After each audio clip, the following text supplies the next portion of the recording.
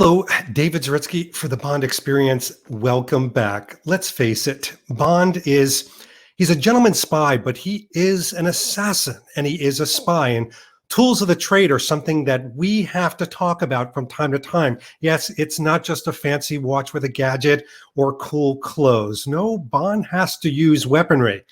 So today I decided to invite a good friend of mine who is a weapons expert to have an elongated conversation about the guns of James Bond. And who better to do this than Commando Bond himself, Caleb Daniels. Caleb, welcome to the show. Hey, David, how are we today, sir? I am doing good, but I am feeling incredibly underdressed. Look at you.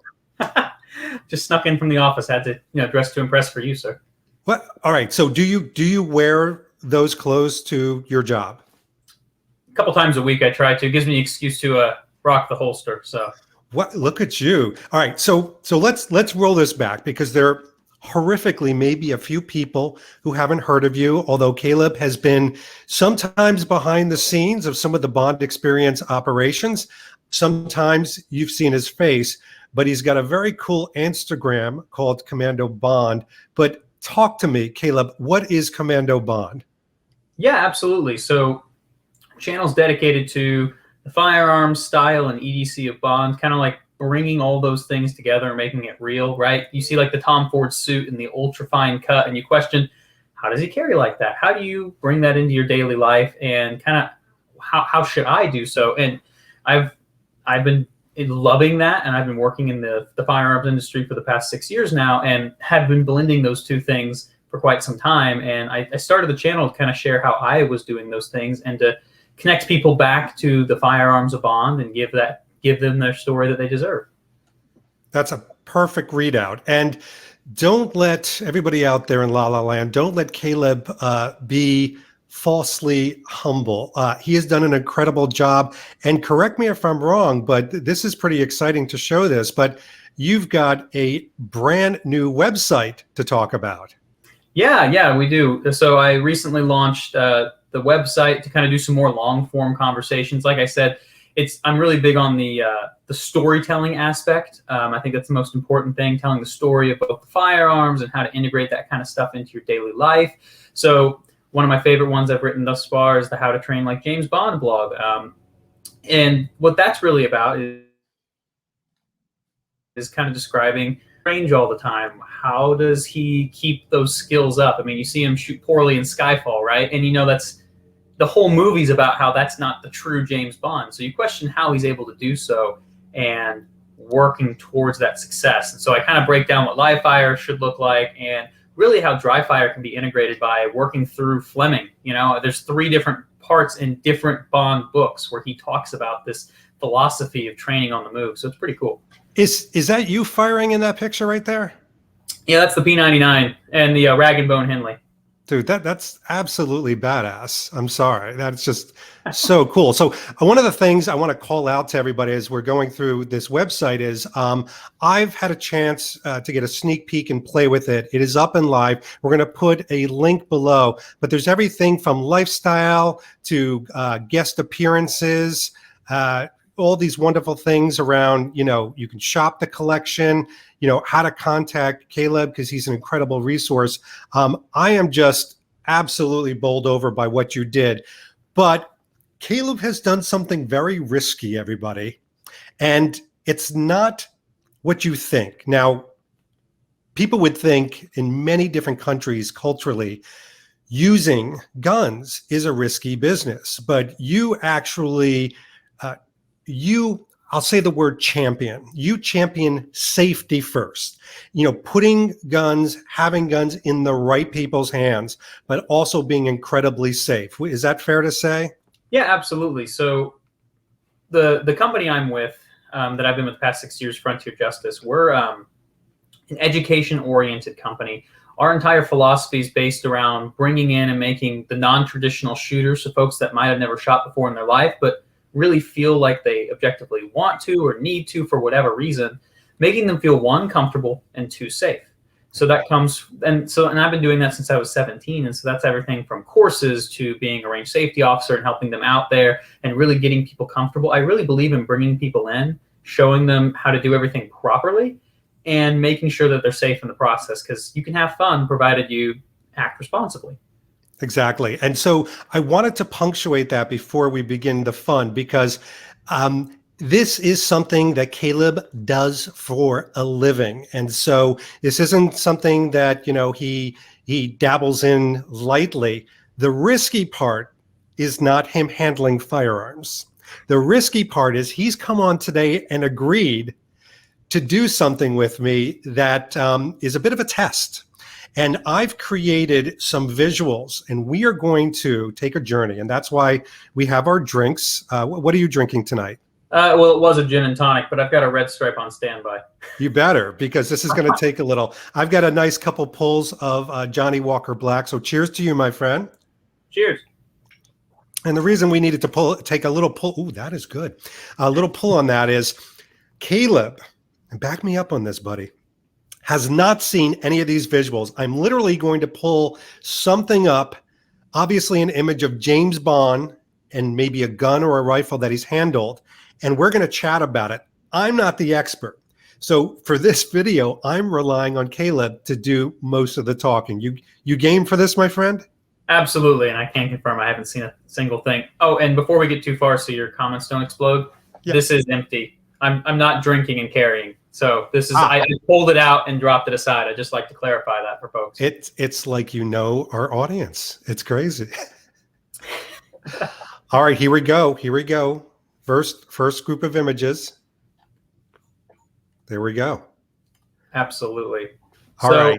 So talk to me. What is screaming out to you right now? Well, screaming out mostly is there's two separate things on the screen here, right? So in the far left image, you've got Sean Connery and Dr. No, and that's a Walther PP, which is the full-size version of our most famous firearm, which is the PPK. That was just a problem. You know, we always talk about how the movies weren't really made to be watched over and over and over again with the highest level of scrutiny. So the Walther PP, the long-nosed full-size brother of the PPK, is utilized in the film. But yeah, I mean, it's the most iconic handgun of probably the 20th century. It makes every top 10 list for good reasons. The pop culture side of it, naturally, the PPK that is. Yeah, 7.65 millimeter, designed in 1929 to get away from the era of firearms that Fleming kind of lived in, right? So you have like the Beretta 418, that little palm-sized 25 auto. Those were really common for self-protection and carry back in the late 20s. But the problem is they were striker fired, so that PPK has an external hammer that goes back and forth. And those little strikers didn't have anything really protecting you. They were discharging accidentally, so people were shooting themselves in the thigh, whatever, right? They're pocket carrying, super dangerous. So Fritz and Carl Walther designed the PPK to be a hyper safety oriented pistol. It's got a double single action on it. I'm trying not to just throw jargon. What that essentially means is there's two different ways the gun can operate. One, the hammer lays flat against the slide, and as you pull the trigger, the hammer goes all the way back and then forward again. So it's a longer trigger pull. And then your single action, being the hammer is already back, and you have significantly less pressure to disengage it. Your safety operates as a decocker. And so the idea of that is if I draw and press out, my first shot has a longer pull to prevent, one, an accidental discharge, and two, to just ensure that I'm hitting the correct target. But then I have a lighter pull on my follow-up shots. So that way I can get back on target and continue firing at a rapid pace. So couple questions. I mean, two big ones that I have right now is I obviously purposely put all of our Bonds holding this particular weapon, not because it's just iconic, but because they've all used it in some regard. But are they all the same style and number, or is that all different? Yeah, I mean, they're mostly similar. Some are in 7.65. Some of them are in 380 auto, like the Walther PP used in the film. Dr. No was a 380. A couple of the times, it looks like all of those, if I remember correctly, are all the standard 7.65. But, you know, like in The Man with the Golden Gun, for instance, it's, you know, you watch movies over and over again and you start catching the little details. It's my 1 against your 6, right? Right. Well, 7.65 PPK holds a 7-round magazine, which means in The Man with the Golden Gun, he's carrying a 380 auto. So it's a different caliber in that instance. So while the handgun has existed throughout the films, it's slightly different throughout, and you'll notice that when you watch the movies, little details like the nose of the gun being more squared off, meaning it was manufactured prior to the war. It's a pre-war style. Most of the ones you see are like 1960s and above. Yeah. So it's these little nuanced details that really just showcase that they have a table covered in PPKs. They grab the first one they get their hands on and run out and film a scene. Yeah. Carry forward. So I have to say, I'm noticing in here that outside of Craig and the Sean Connery one, obviously from Dr. No, the other ones have their finger in the trigger. Now, is that a lack of trigger discipline? That's a big no-no, isn't it? Yeah, I mean, you notice that in pretty much every poster. That photo of George I have right here.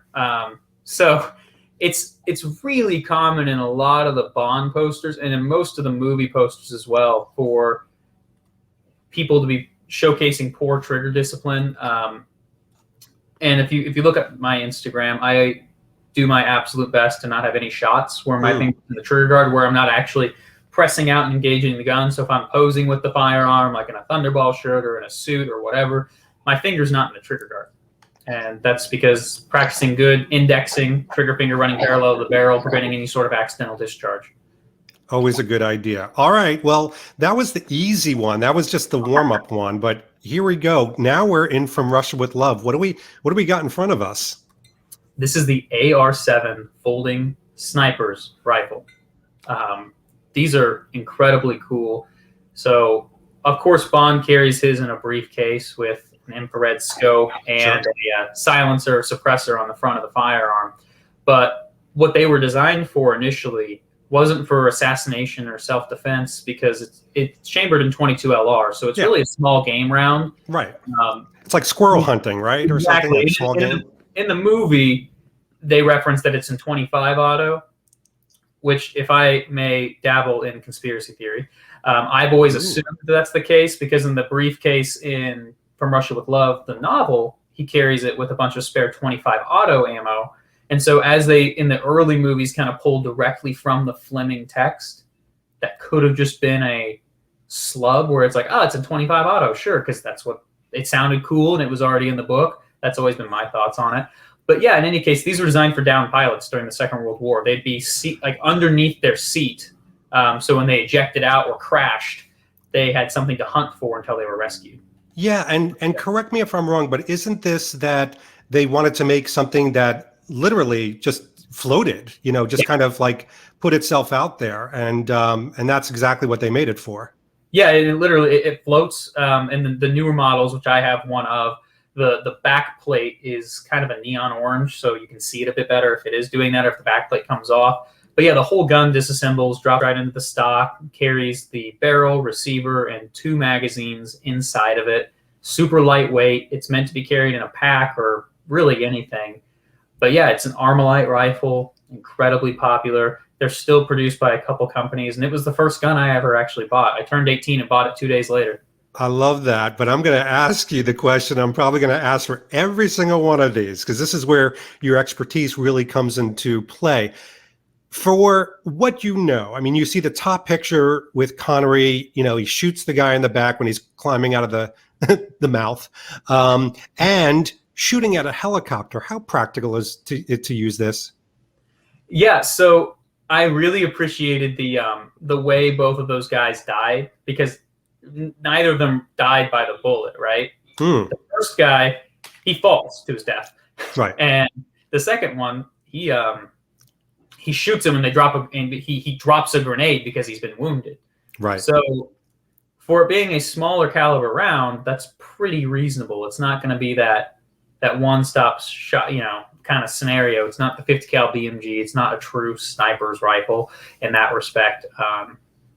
Not to say that 22 LR hasn't been used in the past for like assassination or espionage. In fact, suppressed 22 pistols at very close proximities and ranges have been utilized by like Israeli defense forces and Mossad and whatnot for decades. It's kind of the infamous World War II era. You see like the high standard pistol that has the big suppressed bull barrel on it and stuff like that. Oh, wow. Those are designed for truly like close quarter assassination.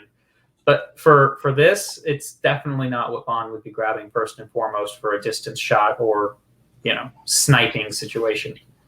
All right. Well, you're doing pretty good. I'm pretty impressed. These might get a little bit harder, but let's go on. All right. We're moving from Connery on to George Lazenby. Yes. And very famous shot. He's skidding across the ice. I love this scene, sitting there in the anorak.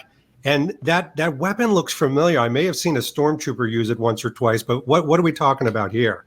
Yeah, so these are your old school, they're going to kill me. I think it's sten is the technical terminology for it. But yeah, they're 9mm pistol caliber carbine, so PCC.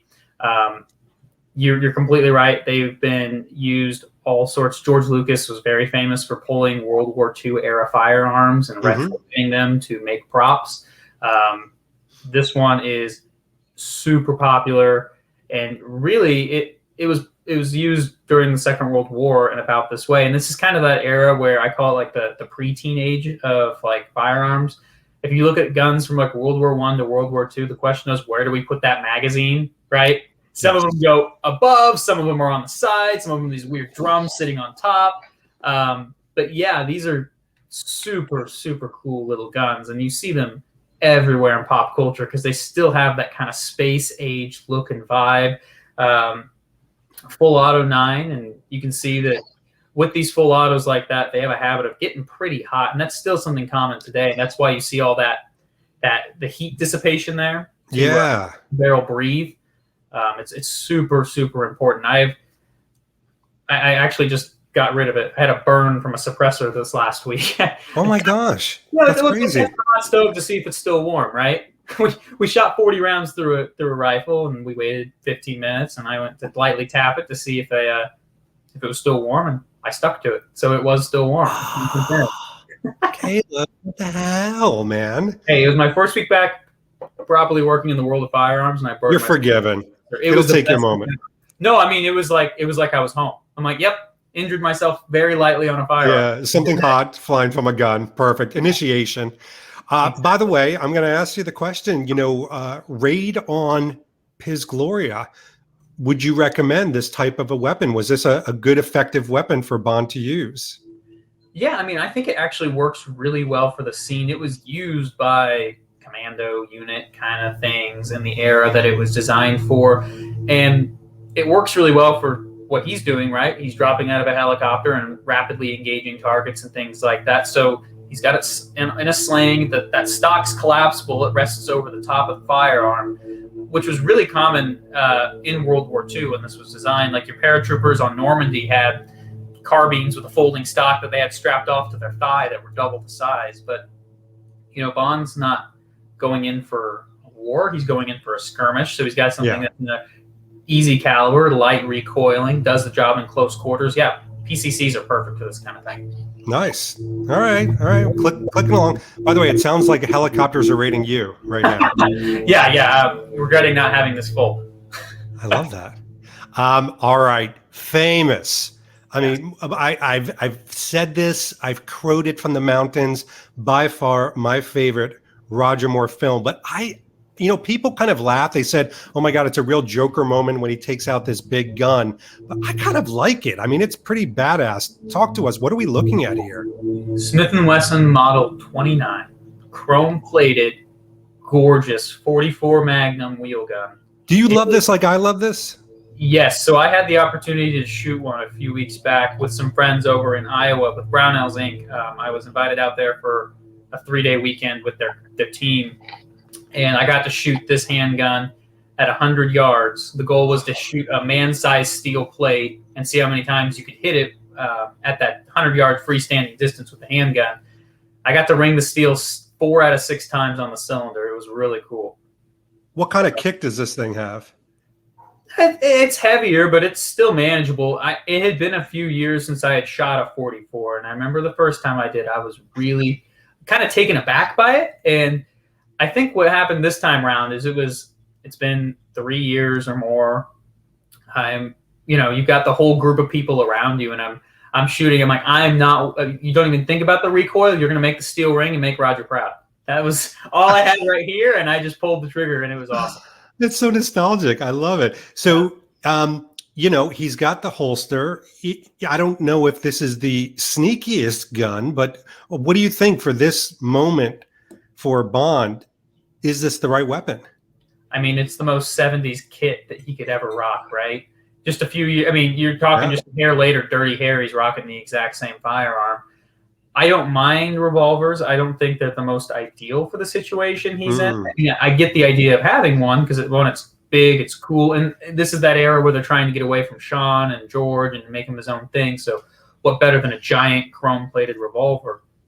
Yeah, chrome's not exactly the best idea for your sneaky moments. It's bright, it's shiny, and the one thing that I was disappointed about is he didn't have any like speed loaders or speed strips to reload the revolver. I mean, it was a plot point where it's empty, so he takes and just throws it all away. Yeah, I'm like, 6 shots and you're out. Like it's not what you want when you're going into unknown territory trying to figure out what's going on. Especially knowing that you're probably going to be in a crowd of hostiles. I mean, not just 5 or 6 of them, quite frankly. Yeah, and the lack of a speed, speed loaders for a revolver, little discs that hold all 6 rounds kind of funneled up. So you dump, lock, and then drop it in. Or you can carry in your pocket speed strips, which hold them all in a single line, so they're easy in your pocket. Now you're manually loading each one, but people get pretty quick on them.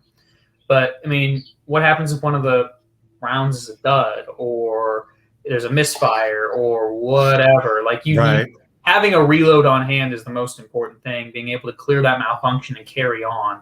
So that's the only red flag I really throw outside of the chrome plating. But for all the incredible imagery that you get out of it, I get pass for sure. All right. So Caleb, you and I have known each other, good times and bad, better part of 2 years.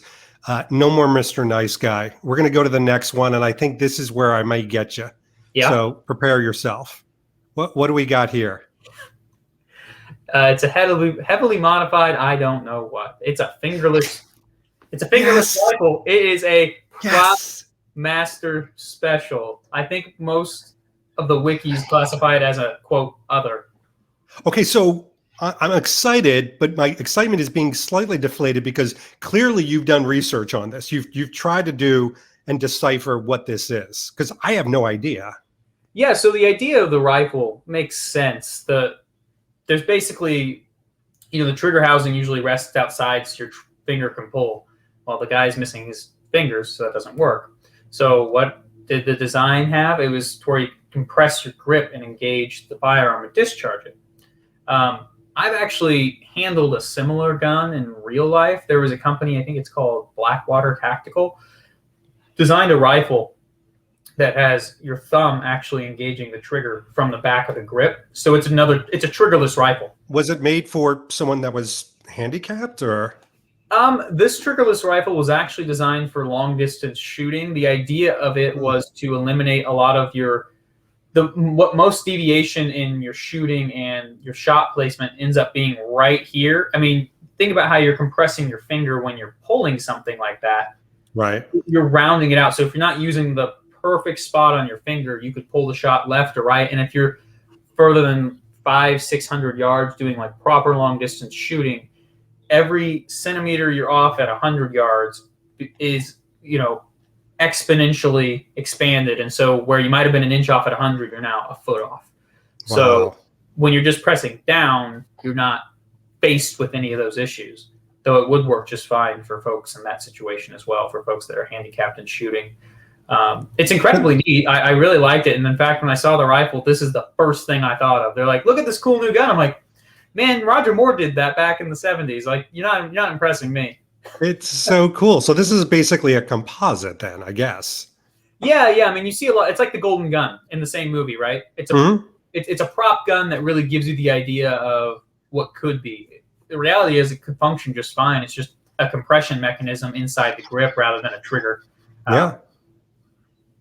All right. Let's see if we can pull some more information.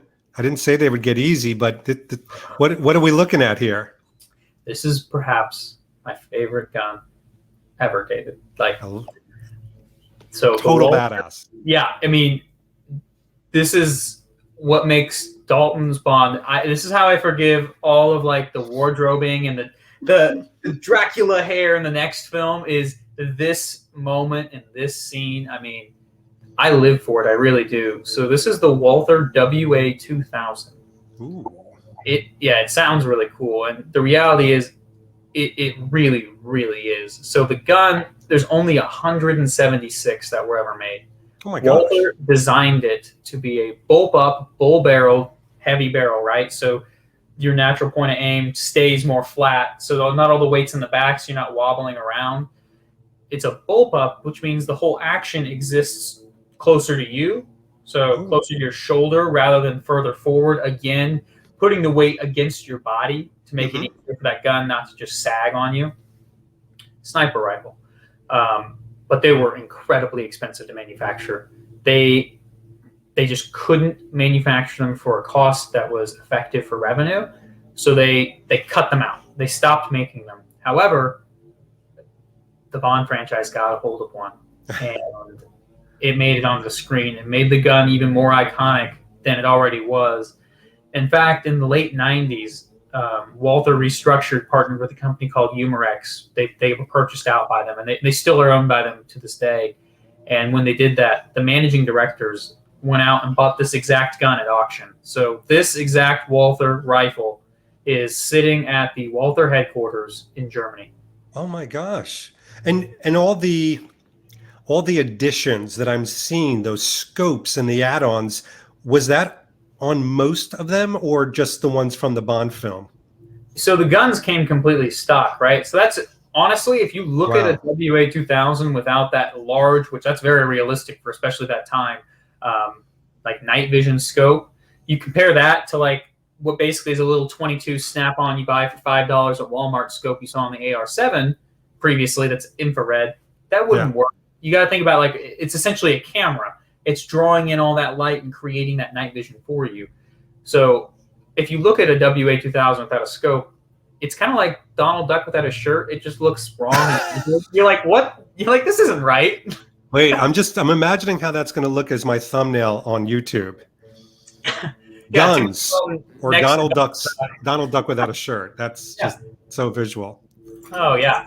Well, let's stay with the cool, and listen, as much as we say about, and we do, the Dalton films, say what you will, Dalton's got a really cool, deadly portrayal, and a part of that was his weaponry. Absolutely. So let's move on to this one right here. Yeah, so this is another amalgamation set piece signature gun, where he's assembling it out of a camera and shooting with the palm reader, which is interesting, and I'm happy to ramble about those for a hot take whenever you are interested, because I'm sure we'll talk about it at some point for Skyfall as well.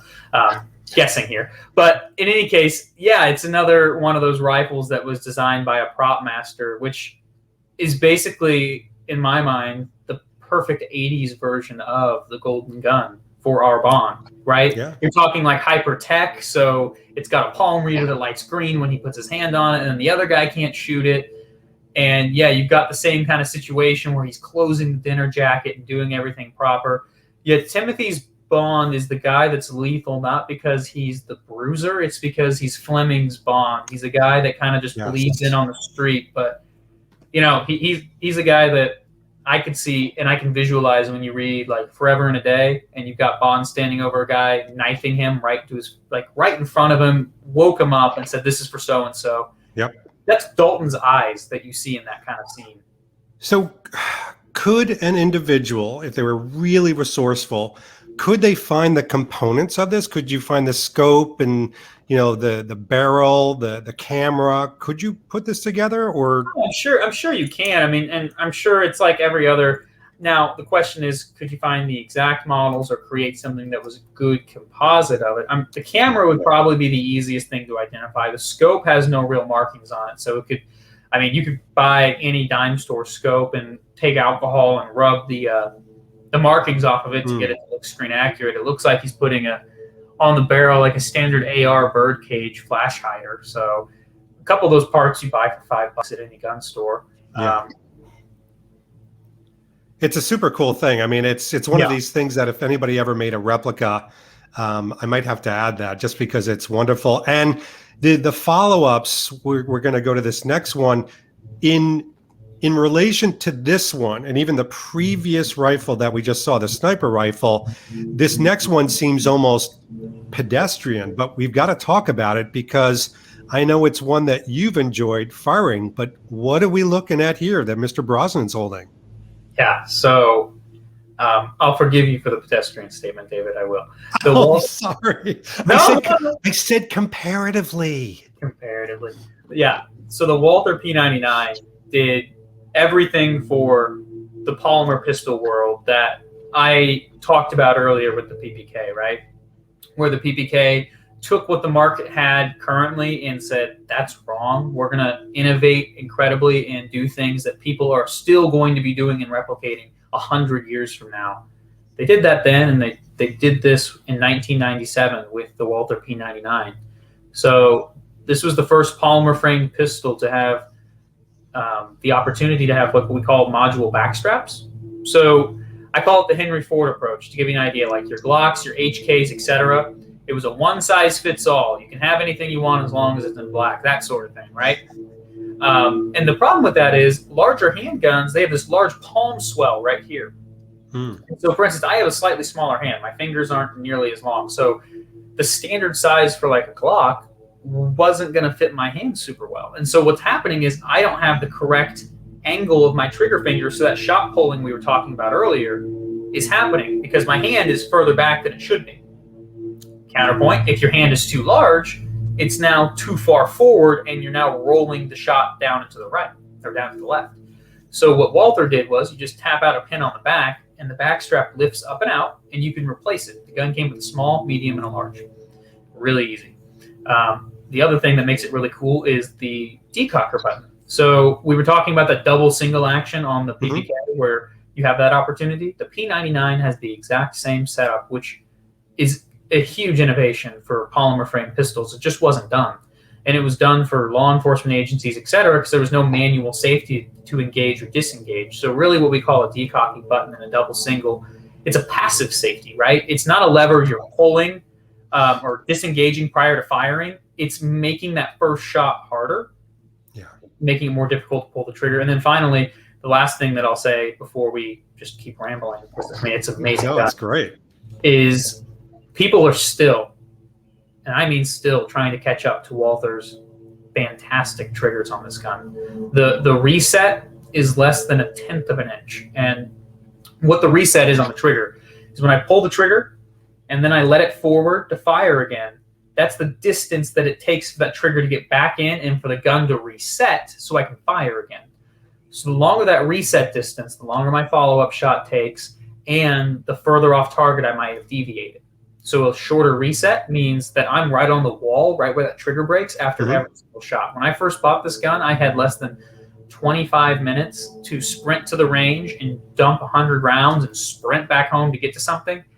I have never patterned better with a pistol ever. I mean, that moment, it was... What does pattern mean for those that don't know? Size of the grouping, right?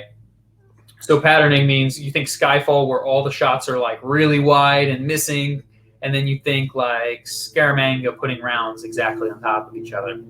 So Brosnan using this in, what do you use it in? Tomorrow Never Dies, World Is Not Enough, and Die Another Day. Was it an appropriate weapon of choice?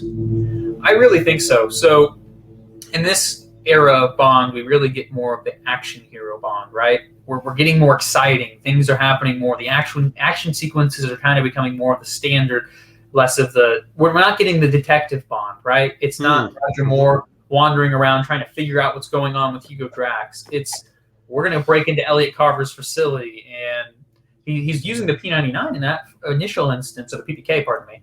And, you know, he's got 6 rounds, or 7 plus 1, pardon me, and that's not bad. But this gun is perfect. Now, the only complaint I have is the size inside the shoulder holster. It does make it harder to conceal, right? Yeah. And Bond's all about that deep carry, which is why I am a huge proponent and fan of the Raymond Benson novels. In the novels where he kind of takes Brosnan's character and blends it with the Fleming lore, Bond starts carrying the PPK in his holster and the P99 off body. And when he knows that he's going into a mission-ready situation, he transitions over and grabs that larger gun. So when you think of like the novel Moonraker, when Bond's walking into Drax's, like in the big missile silo, and he's like, I'm not going to take my jacket off because I don't want to show my gun. Right. That's a huge part of Bond's life, is making sure people don't know he's armed and making sure that they don't know he's a spy, right? Yeah. So if you have a larger frame pistol resting here, you have a higher chance of printing. That is, the frame of the firearm being exposed through your clothing. So when he's bending or moving or standing or buttoning the jacket or unbuttoning the jacket, you might see that more. So I really like the idea of having that smaller frame pistol on the body for just shooting out and getting out of the way and creating the distance required. And then something like this is a larger frame with a larger magazine capacity. You're at 15+1, and you can throw a can on it easier, suppressor. It really, really works for action-oriented Bonds for sure. Well, and that's a great entry point, because to me, Brosnan really ushered in that he is an action hero, that Bond can be an action hero to the point where we see this. Yeah. And what are we looking at here? Yeah, this is the FN P90.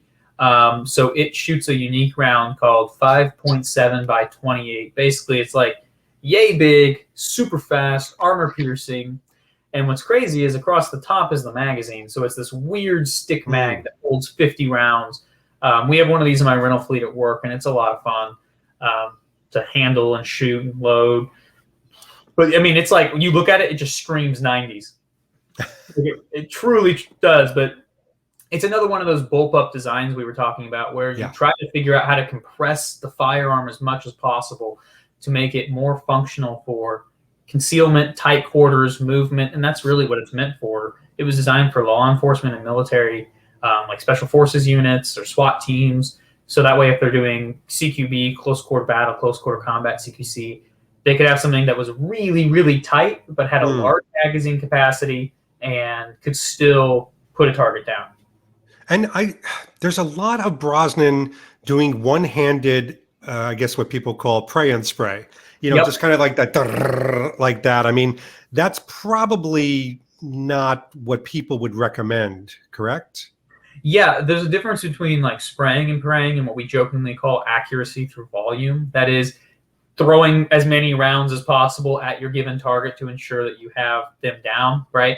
We always joke about that with accuracy. Well, you know, one shot's great, but three's better if you can place them all. But if you place 1 out of 3, accuracy through volume, you placed a shot. So the spray and pray is relatively dangerous. Like in this situation, it's, you know, Bond is alone, thankfully, in this tunnel outside of Renard Men. But like, you think about Quantum of Solace, where they're having a gunfight in the opera and people are running around screaming, and the beginning of Quantum, where they're shooting people inside the crowd because they're just throwing rounds back at people. Yeah. There's a huge importance to situational awareness and verifying your target and threat analysis and assessment rather than just throwing rounds down range, because that's one of the 4 fundamental rules of firearm safety, is knowing your target and what's beyond it, and only pointing your weapon at something you're willing to destroy. So if you're pointing it into a crowd, I mean, obviously there's different standards to that when you're in a military LEO position doing like threat engagement.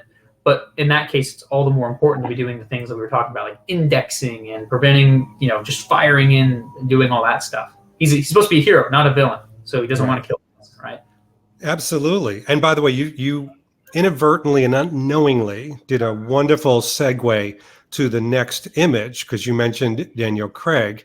And so we've got to talk about this shot, which again, I mean, you know, almost every shot in Casino Royale has become iconic, you know, kind of that ipso facto. But a lot of people will look at this shot and they'll say to themselves, oh, I love it when, you know, Bond blows up the propane with tank with the PPK, but that's not a PPK, is it?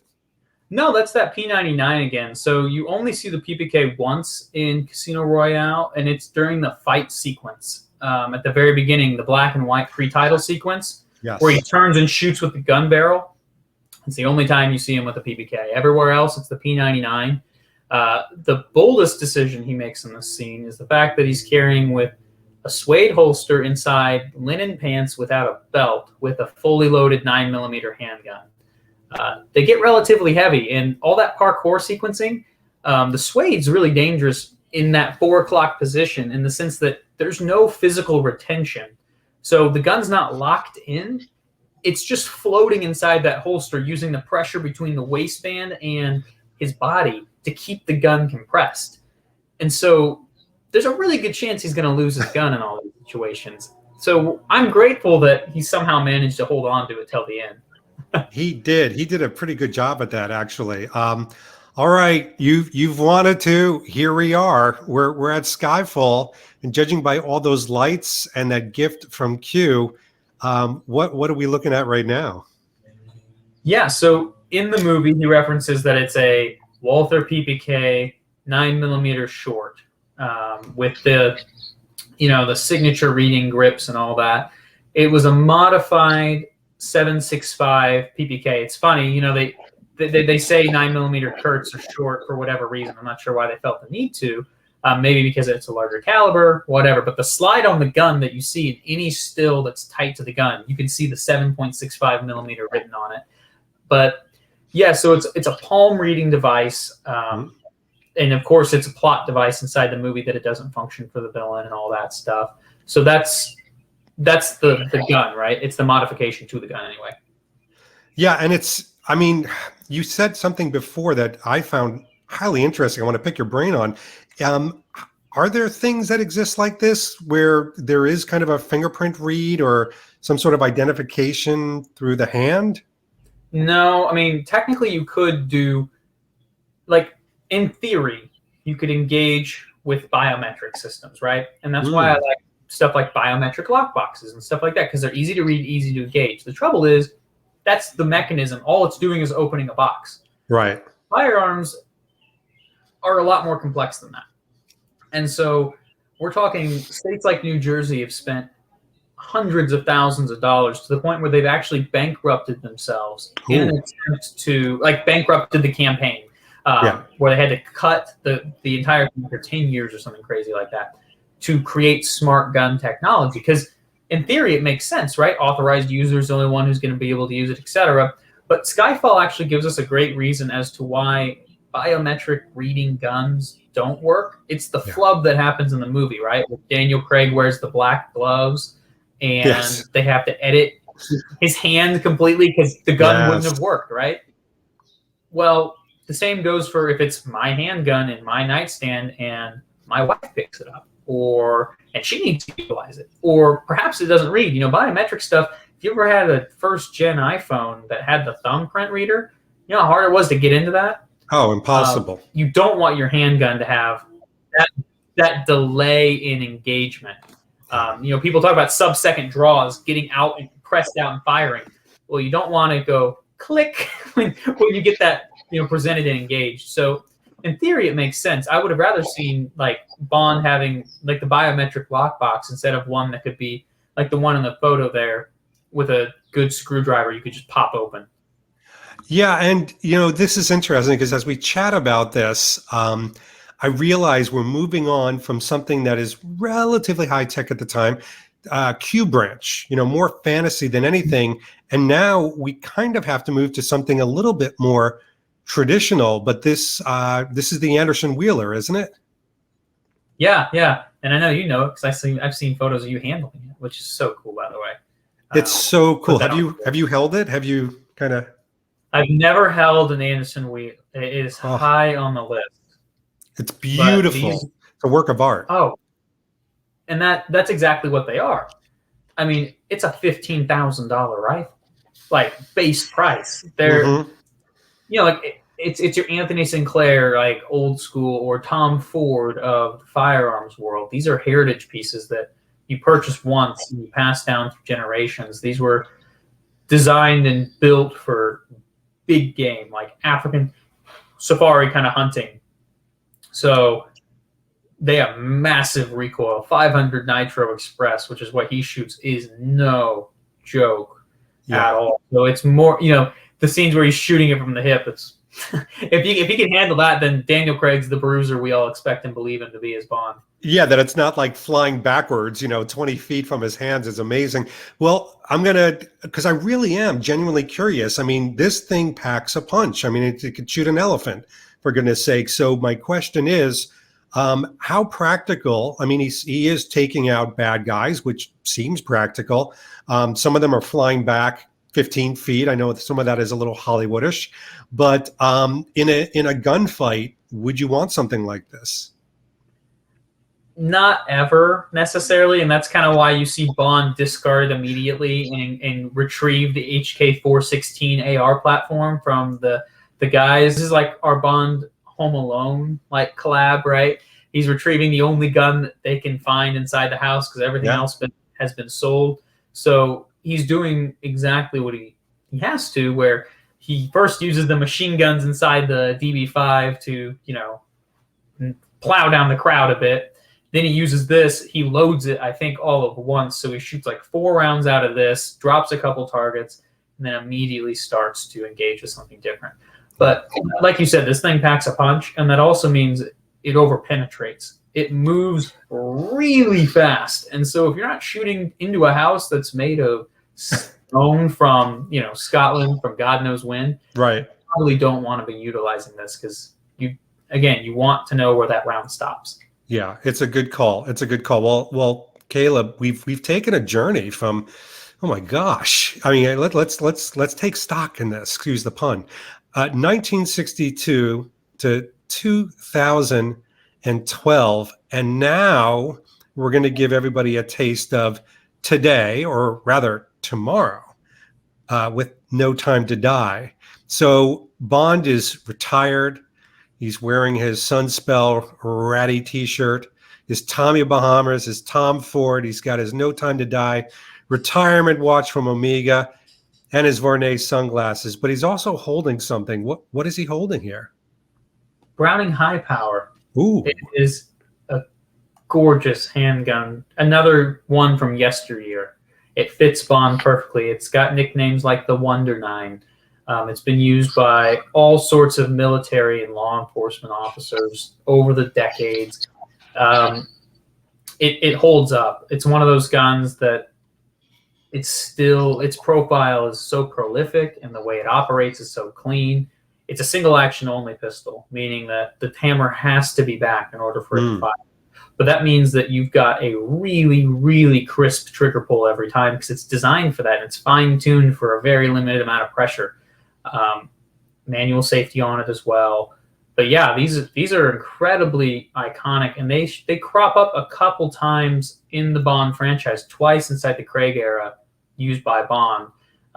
You roll back over to Casino Royale, where we were talking about that P99. Yep. Before that, he retrieves a Browning High Power Mark III from the desk. And that's what he utilizes as he's shooting his way and throws the guy out the window. That's the gun he drops before he engages with his P99, is this firearm. Now, this one's a little older. The one in the movie in Casino Royale has a hook-style trigger or hammer on the back. This one's got the old captain style, so it looks like the PPK's hammer, where it's got that nice little gnarled circle back, and it's just a really cool profile. It's a super cool gun. I love it. It looks both antique but still lethal at the same time. My question, of course, is going to be clearly something's happening here from a home invasion standpoint. For home invasion protection, how is a gun like this? It would work fine. Two things you'd probably want to fix is, one, getting the hammer back. It's not going to fire without that. And then two, because it is a lighter trigger, probably keeping the finger completely out of the trigger guard at all times until he's ready to fire, because it is on a cleaner trigger pull. So that's where that indexing really, really comes into play, because you get spooked even a little bit, that's going to take the couple pounds of pressure off that trigger and discharge. Wow. Geez, man, you're like an encyclopedia. So, what were you going to say?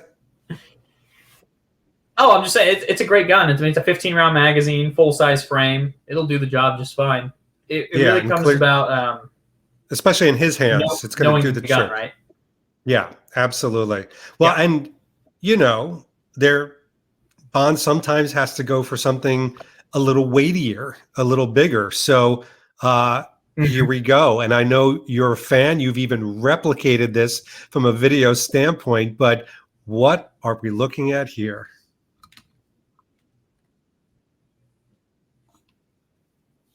Yeah, so our good friend Ray has actually replicated this gem of a carbine, like in totality. He's built it out perfectly, but this is a good old-fashioned M4 platform that has been heavily modified. So it's a stock rifle with a quad rail, a big can. It's got a lot of stuff on it, so it is a weighty rifle. A lot of the stuff doesn't make sense. It definitely is like the prop designer went into a room, threw down some money, and said, "Make this look as tactical as possible. Make it happen." And that's what we get, because the man has 3 different sight systems on his gun.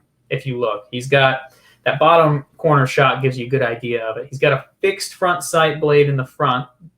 He's got, for whatever reason, backup iron sights that are off at an angle. And the idea of that is I can transition over to them, to those irons, those offset irons. And then he's got the red dot or holographic sight on the rear. So he's got 3 different sight systems, and then he's got some linked mags. So he's got 60 rounds of ammo linked right there in the center, side by side, which, considering it looks like he's not wearing any mag or plate carriers or chest rigs, etc., to give him ready access to additional ammunition, it would ruin the lines of his imperial sweater. So there's that. But I guess that's exactly what he's doing, is he's giving him the opportunity to reload quickly.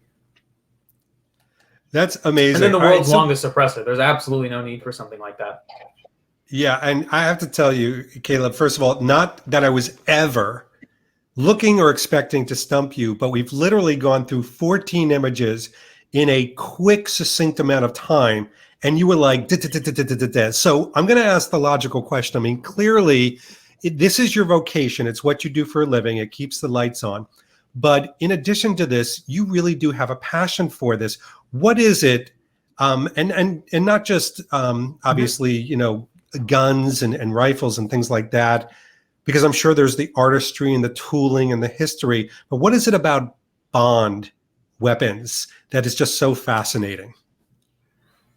So yeah, really, it's like the heritage side of things. You know, I always say I grew up in the industry, and you know, I did start working in the world of firearms around the age of 17, which was really, really cool. It gave me a lot of unique opportunities to work with some amazing people. Like you said, the artistry side of it. For 5 years, I worked with one of the most prolific gunsmiths in the Kansas City metropolitan area, and really in the Midwest. People would come from states on end to come see him and work with him and learn from him. And I got to work in his shop with him and really learn that passion and artistry. But I'd always had it. You know, I grew up with my dad hunting and just engaging with stuff. Like, one of the guns we didn't talk about that's my all-time favorite, one of my favorites, is the Browning A5 shotgun from Thunderball. He fires it from the hip and breaks the trap over at Largo's estate. My dad carried that exact shotgun every single time we went hunting together in Kansas. So it's kind of that connection, right? You can bridge the gap and bring everything back to it and make it to where it's not just an inanimate object. It's something with a story. And it's a sport, it's a recreation, and it's also something that I can do every day to ensure that, like the hashtag we use on the page called Get Back in One Piece. We have a blog about like really dissecting what that means, right? You know, Bond's issued equipment every day, and Q always jokes with him, make sure you bring it back in one piece, 007. But then he also says in License to Kill that you would have been dead by now if it had not been for the efforts of Q Branch. And that's really true. The equipment you choose to keep with you every day is designed specifically in your worldview and the scenario in which you live to make you feel comfortable, safe, and get you home that same way, whether it's the car you drive because you selected these certain safety features, to the firearm you elect to carry if you do so. It's those tools that you pick, that you issue yourself, because you're your own quartermaster, that works best for you. And I for the past 6 years, I've helped people one-on-one really figure out what worked best for them. Is to really see people from every walk of life, every creed, color, religion, ethnicity, race, sexual orientation, etc., work with me and walk away feeling more comfortable because they signed up for a class or they got set up with the right firearm or whatever. Yeah, it's more than just an inanimate object every day. Yeah. So, Caleb, thank you so much for coming on today and regaling with us. And please check out Commando Bond's new website. We're going to put the links below. You're going to have a lot of fun exploring it. And Caleb, you come back anytime you want. Oh, I would love that, David. It's always fun chatting. Sorry to ramble at you so much today. I try not to do that. There was no rambling. We needed the information. It was fantastic. You kind of forced it. You know, my fiance has a rule. We call it the Emma rule. I'm not allowed to talk about guns unless I'm asked to do so, because this is what happens every time. No, you are more than welcome to do that. All right. This has been Caleb from Commando Bond. It keeps civil conversation. But yeah, thank you so much for having me on. You're very welcome. David Zaritsky for the Bond Experience. We'll see you all real soon. Take care. Thanks for watching this episode. If you want to be up on the latest from the Bond Experience, just click on this subscribe and subscribe to our channel. You're going to get all the latest and greatest information, plus some exclusive content. And by the way, speaking of content, here's something especially for you, just because we know you. Talk to you soon.